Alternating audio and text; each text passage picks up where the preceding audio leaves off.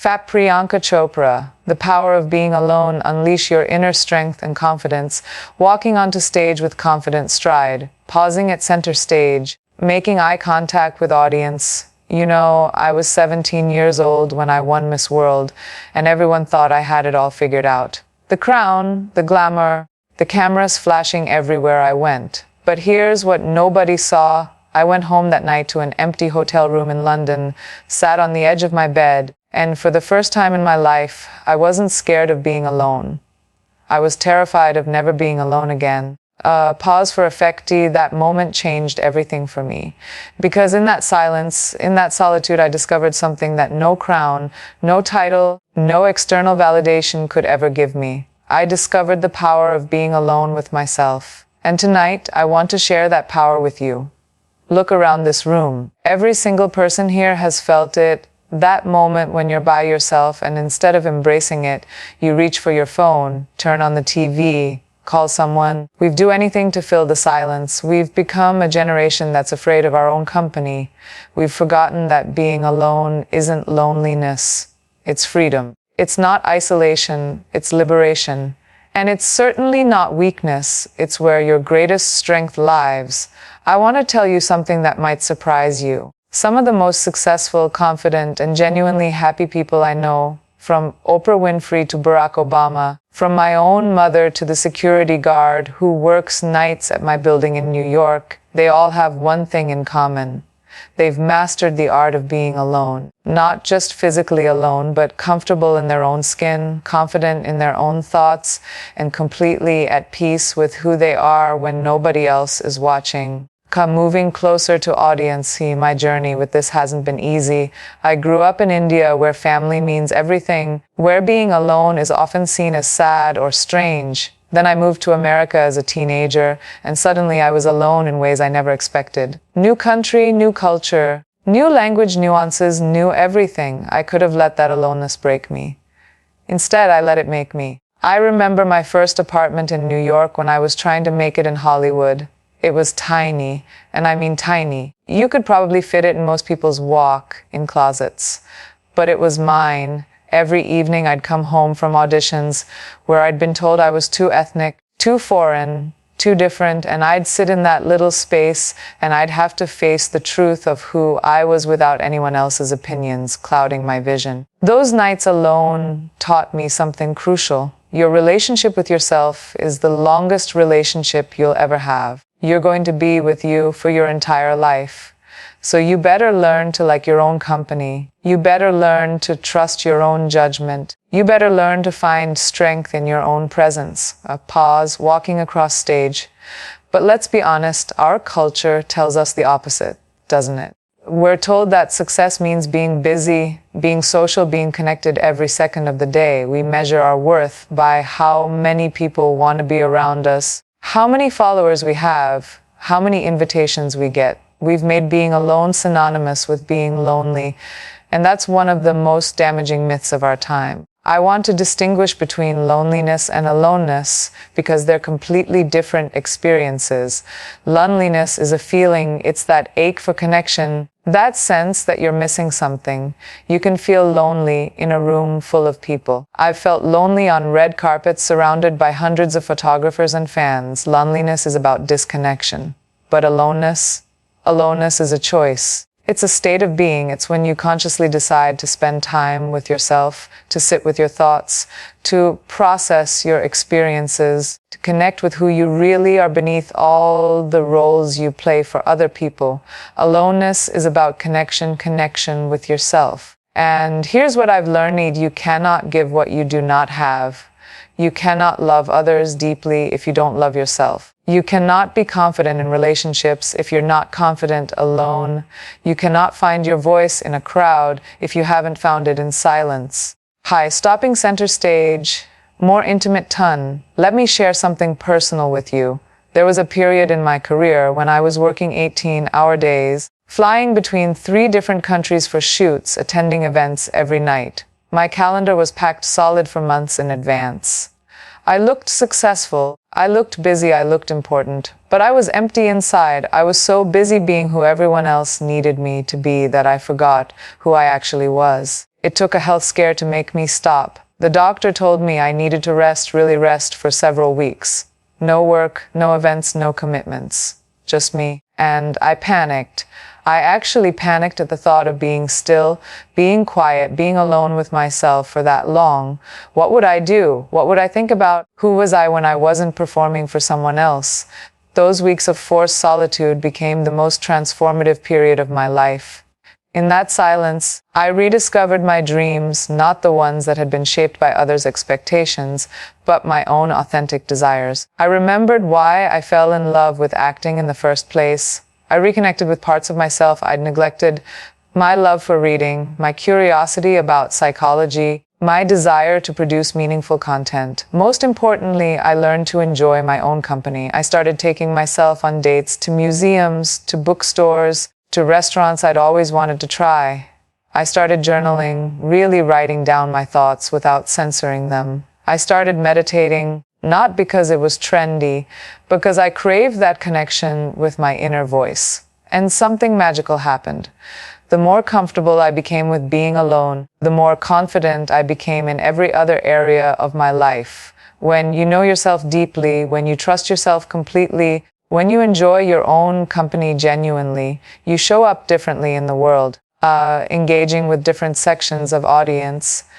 Think about the most confident person you know. I bet they're comfortable in their own skin. I bet they don't need constant validation from others. I bet they make decisions based on their own inner compass rather than what others think they should do. That confidence doesn't come from being popular or busy or constantly surrounded by people.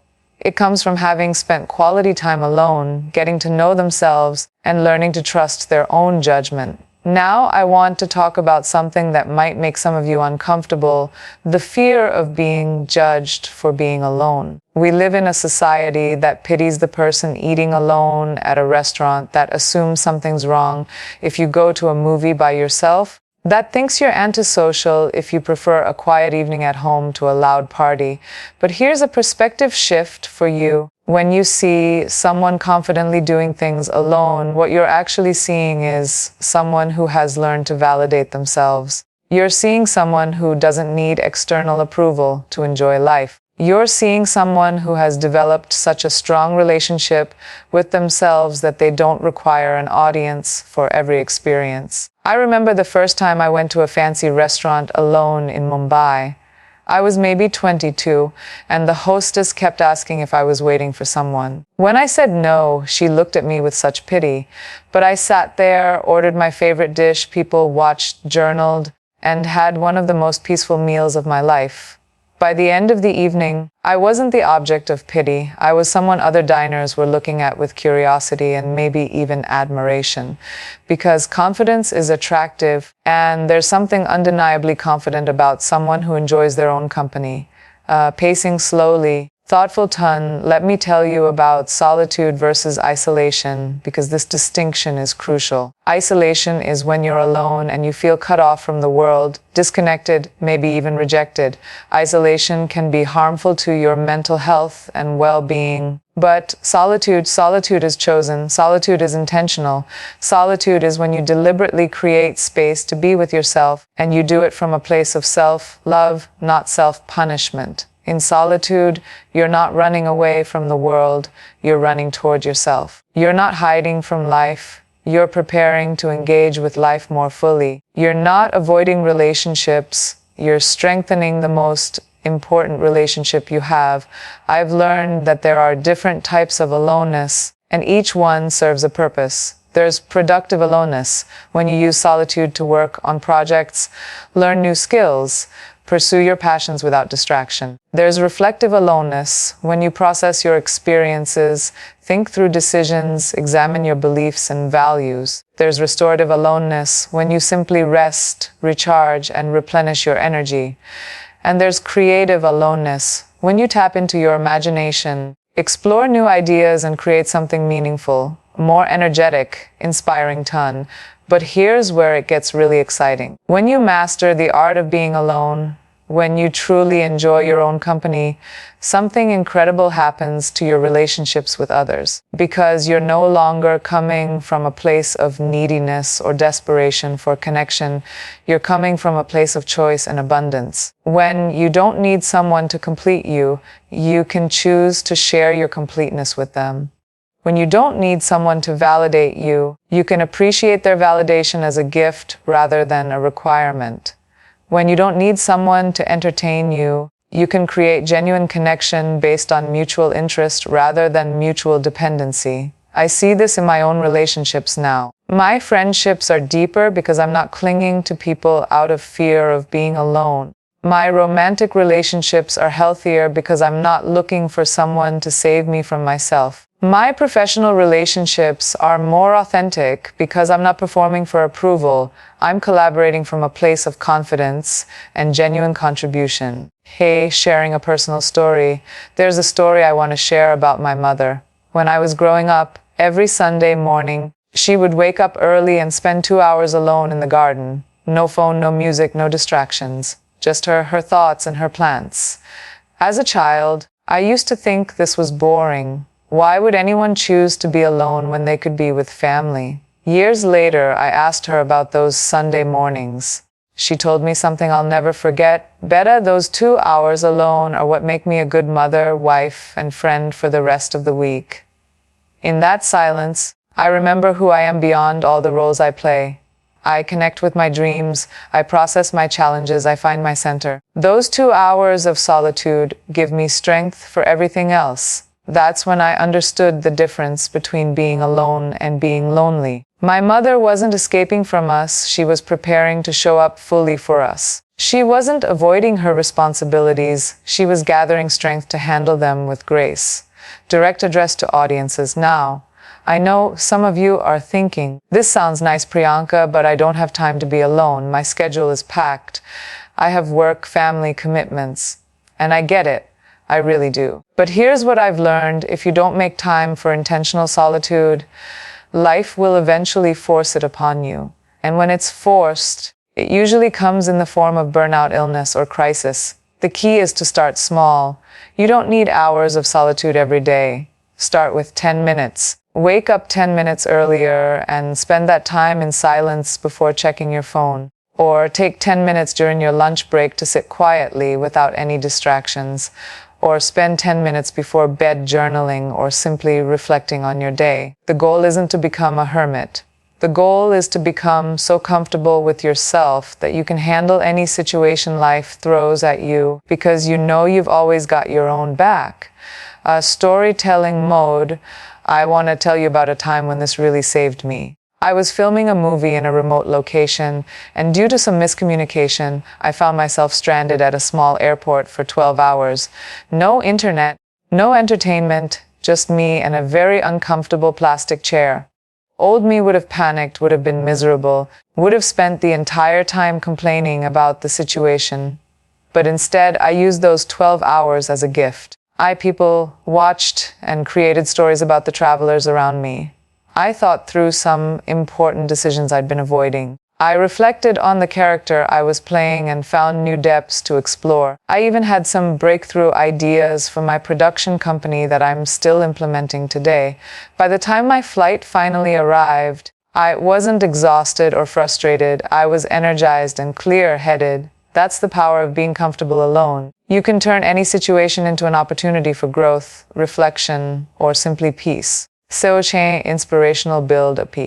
But let's talk about what this really means for your confidence, because that's what transforms everything. When you know yourself deeply, your values, your dreams, your boundaries, your capabilities, you move through the world differently. You don't second-guess yourself constantly.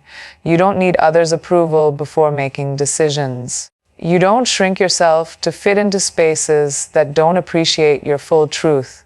Confidence isn't about being loud or dominating or proving anything to anyone. True confidence is quiet, it's steady. It's the deep knowing that you can handle whatever comes your way because you've spent time building a relationship with the strongest person you know, yourself. I think about the auditions I used to go on when I first moved to Hollywood.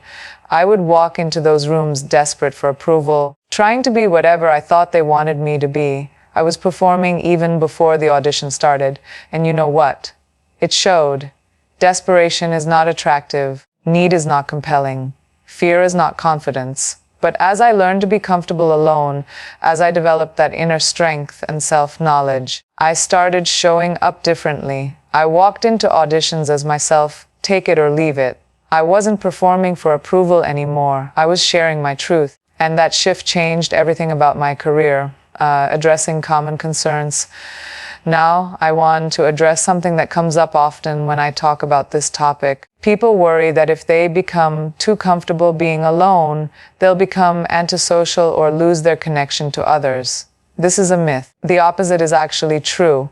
When you're not desperately seeking connection, when you're not afraid of being alone, you can form much more authentic relationships. You can say no to things that don't serve you without fear of losing everyone. You can express your true opinions without worrying about rejection. You can love people without trying to control them or needing them to complete you. Some of the most socially connected people I know are those who are also most comfortable being alone. They engage with others from a place of choice, not need.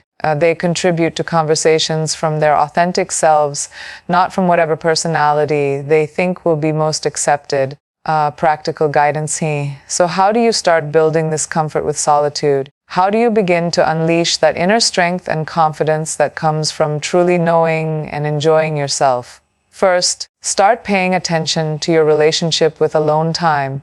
When you find yourself alone, what's your immediate impulse? Do you reach for your phone, turn on the TV, call someone? There's nothing wrong with these things, but notice if you're using them to avoid being with yourself. Try this experiment the next time you're alone. Resist the urge to immediately fill the silence. Just sit with yourself for a few minutes. Notice what comes up. Are you anxious, bored, restless? These feelings are information. They're telling you something about your relationship with yourself. Second, start doing things alone that you normally do with others. Go to a coffee shop alone and people watch. Take yourself to a museum. Go for a walk without listening to anything. The goal isn't to never do these things with others, it's to prove to yourself that you can enjoy experiences independently. Third, create a solo ritual that brings you joy. Maybe it's a Sunday morning coffee ritual where you sit in silence and plan your week. Maybe it's an evening walk where you reflect on your day. Maybe it's a monthly solo adventure to somewhere new in your city. Make it something you look forward to, not something you endure. A personal revelation. I'll share something vulnerable with you. There was a time in my life when I measured my worth by how busy my social calendar was. If I had a free evening, I felt like a failure. If I wasn't invited to something, I took it personally. If I spent a weekend alone, I felt like something was wrong with me. But that constant need for external validation was exhausting. I was living my life for other people's approval instead of my own fulfillment. I was so busy being who I thought others wanted me to be that I lost track of who I actually was. The turning point came when I realized that I was actually afraid of myself. I was afraid of what I might discover if I spent time alone with my thoughts. I was afraid I might not like who I was underneath all the performance. I was afraid of my own judgment more than anyone else's. But here's what I discovered when I finally had the courage to be alone with myself. I actually liked my own company. I was funny, I was thoughtful, I was creative, I was resilient.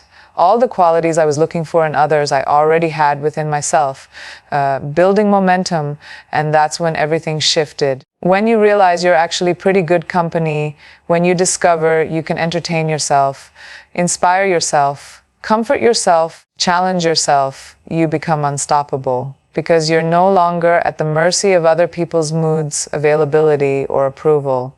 Think about it. If you can make yourself laugh, you'll never lack for joy.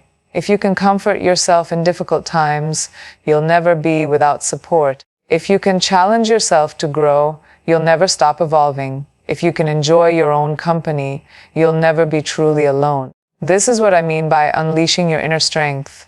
It's not about becoming isolated or independent to a fault. It's about becoming so solid in yourself that you can weather any storm. It's about developing such a strong core that you can bend without breaking, adapt without losing yourself, love without losing your identity. Hi, addressing the audience directly, I want you to imagine for a moment what your life would look like if you were completely comfortable being alone. Picture yourself making decisions based on your own values rather than what others expect. Imagine enjoying your own company so much that you never settle for relationships that don't truly fulfill you. Think about having such a strong sense of self that criticism from others doesn't destroy you and praise from others doesn't define you. This isn't fantasy. This is what's available to you when you master the power of being alone. Storytelling continues. Let me tell you about my friend Sarah. She's a successful lawyer in her 30s who used to be terrified of doing anything alone. She would drag friends to movies they didn't want to see, stay in relationships that weren't right for her because she was afraid of being single, and make career decisions based on what would impress others rather than what would fulfill her. Then she went through a breakup that forced her to confront her fear of being alone. At first, she was miserable. She didn't know how to fill the time that used to be occupied by an unhealthy relationship, but gradually she started discovering herself. She realized she loved art museums, something she'd never explored because her ex-boyfriend found them boring. She started taking weekend trips alone to nearby cities, something that had always seemed sad to her before. She began journaling and discovered she had thoughts and dreams she'd never shared with anyone because she was so focused on being what others wanted. Within 6 months, she was a different person. More confident, more decisive, more authentically herself. And interestingly, her relationships improved dramatically. She started attracting people who were drawn to her authenticity rather than her neediness. She began setting boundaries she'd never been able to set before. She found love again, but this time from a place of choice rather than desperation. Philosophical depth. There's something profound that happens when you stop running from yourself. Most of us spend so much energy trying to be accepted by others that we never learn to accept ourselves. We're so busy trying to fit in that we never discover what makes us unique. We're so focused on avoiding rejection that we never learn to trust our own judgment. But when you spend quality time alone, not scrolling through social media, not consuming content, but actually being present with yourself, you start to uncover your authentic desires, your real values, your true dreams. Not the dreams that were programmed into you by your family or society, but the ones that emerge from your own heart and soul. I think about the times in my life when I made the best decisions, and they all happened during periods of solitude. The decision to move to America, the decision to expand beyond acting into producing, the decision to speak up about important social issues, these all came from quiet moments of reflection, not from crowded brainstorming sessions or seeking everyone else's opinion. Empowerment theme. Here's what I want you to understand. Your opinion of yourself is the only one that truly matters. Not because other people's opinions don't have value, but because you're the one who has to live with the consequences of your choices. You're the one who has to wake up every morning and look at yourself in the mirror. You're the one who has to be proud of how you spent your days. When you're comfortable being alone, you stop making decisions based on fear and start making them based on love for yourself and your authentic path. You stop asking, what will people think, and start asking, what feels right for me? You stop seeking permission from others and start trusting your own wisdom. This is incredibly liberating. Imagine never having to perform for anyone again. Imagine never having to pretend to be someone you're not. Imagine being so secure in yourself that other people's moods don't determine your mood. Other people's success doesn't diminish your worth. Other people's opinions don't shake your foundation. A practical transformation. But let's get practical about how this transforms your daily life. When you're comfortable being alone, you make better career decisions because you're not trying to impress others. You're following your genuine interests and strengths. You choose better relationships because you're not settling out of fear of being alone. You're choosing partners who truly complement your authentic self. You handle stress better because you've developed internal coping mechanisms rather than always needing external support. You're more creative because you've given your mind space to wander and explore without constant input from others. You're more resilient because you've learned to be your own best friend and strongest supporter. I notice this in my own life constantly now. When I'm offered a project, I don't immediately think about how it will look to others. I think about whether it aligns with my values and goals. When I'm in social situations, I don't worry about being the most interesting or impressive person in the room. I focus on authentic connection and contribution. When challenges arise, and they do for everyone, I don't panic about who I can call or what others will think. I trust my ability to handle whatever comes my way. This doesn't mean I don't seek support when I need it, but I seek it from a place of choice rather than desperation. Addressing fears. Now, I know some of you might be thinking, but what if I spend time alone and I don't like what I find? What if I discover things about myself that I don't want to face? And I understand this fear because I've been there. But here's the thing, whatever you discover about yourself in solitude has always been there. Avoiding yourself doesn't make your challenges disappear. It just means you're dealing with them unconsciously instead of consciously. When you face yourself honestly, you finally have the power to change what isn't serving you and celebrate what is. I've discovered things about myself in solitude that weren't comfortable to acknowledge. I've had to face my own prejudices, my own limiting beliefs, my own areas where I needed to grow. But facing these things gave me the power to change them.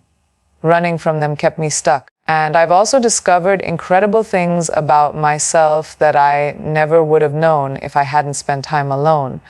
I discovered that I'm much braver than I thought, much more creative than I realized, much more capable of handling difficulty than I believed. These discoveries only came through solitude and self-reflection. For our cultural context, in our culture, we've somehow decided that needing others makes us strong and being able to be alone makes us antisocial. But I want to challenge this idea.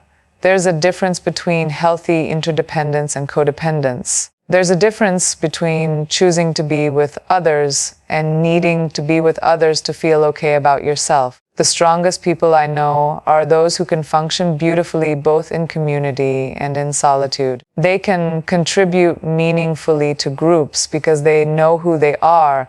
They can support others because they've learned to support themselves. They can love deeply because they've learned self-love.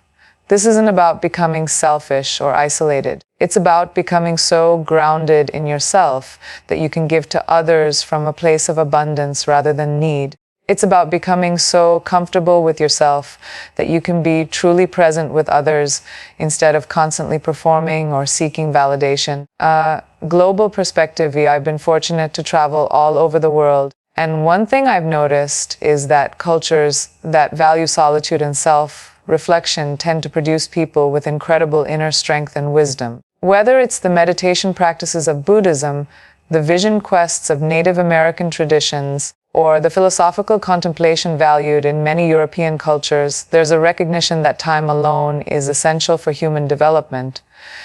Yet in our modern, connected world, we've somehow lost this wisdom. We've made being busy and social synonymous with being successful and happy. But I challenge you to look at the mental health statistics, the rates of anxiety and depression, the number of people who feel lost and empty despite having full social calendars. Maybe the answer isn't more connection. Maybe it's better connection. And maybe better connection with others starts with better connection with yourself. Personal transformation story. I want to share one more personal story that really illustrates this transformation. A few years ago, I was going through a difficult period professionally. A project I'd been passionate about fell through, and I was feeling discouraged and uncertain about my next steps. Old me would have immediately called everyone in my contact list, seeking advice, reassurance, and validation. I would have needed others to tell me I was talented, that everything would work out, that I was making the right choices. But instead, I spent a weekend alone at a quiet retreat center. No phone, no internet, no distractions, just me and my thoughts. It was uncomfortable at first. I kept wanting to reach for my phone or find some way to avoid the feelings I was experiencing. But as the hours passed, something shifted. In that silence, I began to hear my own wisdom. I realized that the project falling through was actually protecting me from something that wasn't aligned with my values. I started to see new possibilities I hadn't considered before. Most importantly, I remembered my own resilience and capability. By the end of that weekend, I didn't need anyone else to reassure me or validate my choices. I had reconnected with my own inner knowing, my own strength, my own confidence. And from that place, I made one of the best career decisions of my life, inspirational climax building. This is what I want for each of you. This deep trust in yourself, this comfort with your own company, this confidence that comes from knowing who you are when nobody else is watching. Because that's when you're most real, most authentic, most powerful. When you're alone, you can't perform for anyone. You can't pretend to be someone you're not. You can't hide behind social roles or expectations. You have to face the truth of who you are, and that truth is beautiful even if it's imperfect. You are the only person who will be with you for your entire life. You are the only person whose approval you truly need. You are the only person who can validate your dreams, comfort your fears, and celebrate your victories in a way that truly satisfies your soul. Direct empowerment, so I'm challenging you tonight, fall in love with yourself. Not in a narcissistic way, but in a deep, caring, accepting way. Learn to enjoy your own company. Discover your own thoughts. Trust your own judgment. Find strength in your own presence. Stop looking for someone else to complete you. You're already whole. Stop waiting for someone else to validate your worth. You're already valuable. Stop needing others to make you feel confident. That confidence lives within you right now. The power you're seeking, the strength you're looking for, the confidence you're craving, it's all available to you in solitude. Not because being alone is better than being with others, but because being comfortable alone makes everything else in your life better. When you know you can handle being alone, you know you can handle anything. When you enjoy your own company, you never settle for poor treatment from others. When you trust your own judgment, you make decisions that truly serve your highest good. Final stories and wisdom. I think about my grandmother, who lived to be 96 years old. In her final years, when her mobility was limited and she spent more time alone, she told me she was having some of the most peaceful, content days of her life. She said, "Beta, I've learned that good company is a blessing, but your own company should never be a burden. I've made friends with myself, and it's the best friendship I have. That wisdom has stayed with me. Your relationship with yourself sets the template for every other relationship in your life. If you're critical and harsh with yourself, you'll attract people who treat you that way. If you're loving and accepting of yourself, you'll draw in people who appreciate and value you. If you can't enjoy your own company, how can you expect others to enjoy it? If you don't trust your own judgment, why should others trust it? If you don't find yourself interesting, what makes you think others will? Powerful conclusion building. But when you truly embrace the power of being alone, when you unlock that inner strength and confidence that comes from deep self-knowledge and self-acceptance, you become magnetic. Not because you need others, but because you have so much to offer. Not because you're performing for approval, but because you're sharing your authentic gifts. You become someone who can stand in any room and feel at home because you carry your home within you. You become someone who can face any challenge with grace because you've learned to rely on your own strength. You become someone who can love deeply and freely because you're not loving from a place of lack. Final call to action. So here's my challenge to you as we conclude tonight for the next 30 days. Spend at least 15 minutes each day in intentional solitude. No phone, no distractions, just you and your thoughts. Notice what comes up. Don't judge it. Just observe it. Try doing one thing alone each week that you normally do with others. Notice how it feels. Pay attention to any discomfort. That's just your fear talking, not your truth. Start journaling, even if you've never done it before. Write down your thoughts, your dreams, your fears, your hopes. Get to know yourself on paper. Most importantly, start treating yourself like someone you love. Talk to yourself the way you would talk to your best friend. Be patient with your learning process. Celebrate your growth. Forgive your mistakes. High emotional and inspiring conclusion. Remember, the goal isn't to become a hermit or to reject human connection. The goal is to become so comfortable with yourself that you can show up authentically in all your relationships. The goal is to develop such inner strength that you can weather any storm. The goal is to find such confidence within yourself that external validation becomes a nice bonus rather than a desperate need. You have everything you need within you right now. You have wisdom that's uniquely yours. You have strength that's been built through your unique experiences. You have gifts that only you can offer the world, but you have to spend time alone to discover them, to nurture them, to trust them. The world needs what you have to offer, but you'll never discover your true gifts if you're constantly performing for others' approval. You'll never find your authentic voice if you never spend time in silence. You'll never develop unshakable confidence if you're always seeking validation from external sources. Powerful ending tonight. I want you to make a commitment to yourself. Commit to spending quality time getting to know the most important person in your life, you. Commit to developing a loving, accepting relationship with yourself. Commit to finding strength and confidence in your own presence. Because when you master the power of being alone, when you truly unleash your inner strength and confidence, you don't just change your own life, you change every life you touch. You become a beacon of authentic confidence that gives others permission to be themselves. You become living proof that happiness and fulfillment come from within. The power is already inside you. The strength is already yours. The confidence is waiting for you to claim it. It's not hiding somewhere else with someone else in some future achievement. It's right here, right now, in your willingness to be still, to be quiet, to be alone with the magnificent person you already are. Your journey to unleashing this power begins with a single step, choosing to spend time with yourself, not as punishment, not as last resort, but as a gift to the most important person in your life. The power of being alone isn't about isolation, it's about integration. It's about bringing together all the scattered pieces of yourself and discovering that you were whole all along. It's about finding such peace in your own presence that you can offer that peace to the world.